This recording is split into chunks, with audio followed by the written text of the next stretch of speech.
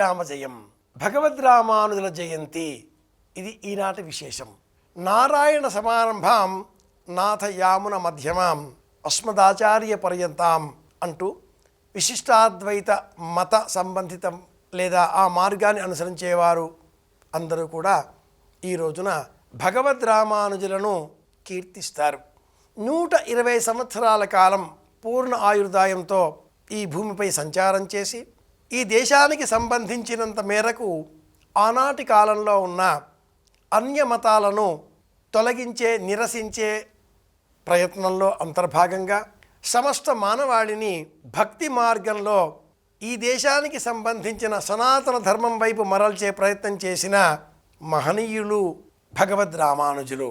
పెరంబదూరులో జన్మించి అనేక విద్యాభ్యాసాదుల అనంతరం మూలమంత్రాన్ని ఆలయ గోపురం పైన చేరి పెద్ద కంఠంతో ఎలుగెత్తి అందరికీ బోధించి దోషం ఏదైనా వచ్చినట్లయితే నాకు చెందుగాక, కానీ ఎవరైతే నారాయణ శబ్దాన్ని స్మరిస్తారో వారందరూ కూడా వైష్ణవులే, విష్ణుభక్తా సర్వే వైష్ణవా అనే మత ప్రబోధంతో వైష్ణవ ధర్మ ప్రచారాన్ని చేపట్టిన మహనీయులు భగవద్రామానుజులు.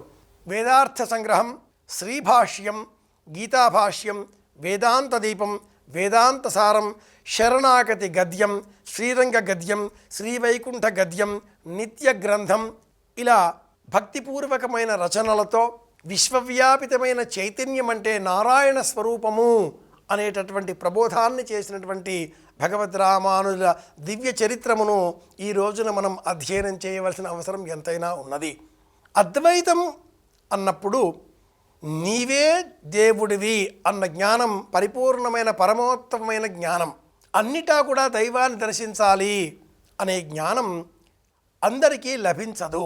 సామీప్య, సారూప్య, సాలోక్య, సాయుజ్యములు అనే పరంపరలలో ఈ మార్గాన్ని అనుసరించే క్రమంలో విశిష్టములైనటువంటి అర్హతలు గల వారికే, విశిష్టమైనటువంటి ఆలోచన సరళి గల వారికే భగవతత్వం సుబోధకమవుతుంది అనే భగవద్గీతలో ఉండే మహావాక్యాన్ని సారాంశంగా స్వీకరిస్తూ గీతా భాష్యమును మనకు అందించిన భగవద్రామానుజులు ఈ లోకానికి నేటి కాలానికి సంబంధించినంత మేరకు సనాతన ధర్మాన్ని ఏకత్రితం చేసిన ఆ త్రిమతాచార్యులలో ద్వితీయులైనప్పటికీ అద్వితీయులు అని మనం గ్రహించాలి.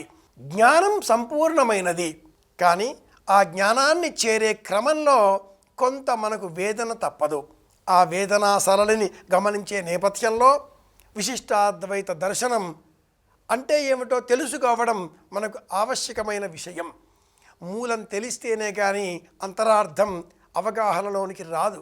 కనుక గీతాశాస్త్ర సంబంధమైన భాష్యములలో భగవద్రామానుజుల వారి భాష్యాన్ని కూడా మనం స్మరించవలసిన అవసరం ఎంతైనా ఉన్నది.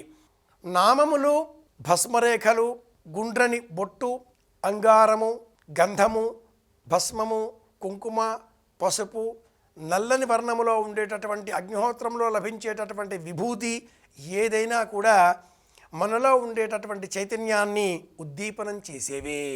భగవద్రామానుజులను మేషార్ద్ర సంభవం విష్ణో అనే తనయతో స్మరించుకుందాం. అందరి క్షేమాన్ని కోరుదాం. మళ్ళీ కలుసుకుందాం. శ్రీమతే రామానుజాయ నమః.